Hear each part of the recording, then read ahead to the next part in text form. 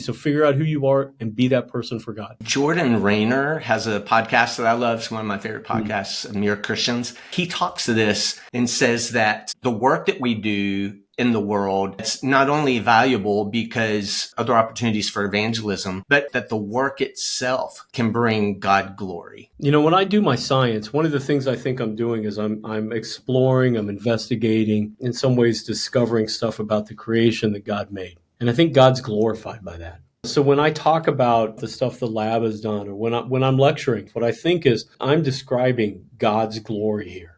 And I may be doing it in terms of neurons and DNA and RNA and behavior and that kind of stuff.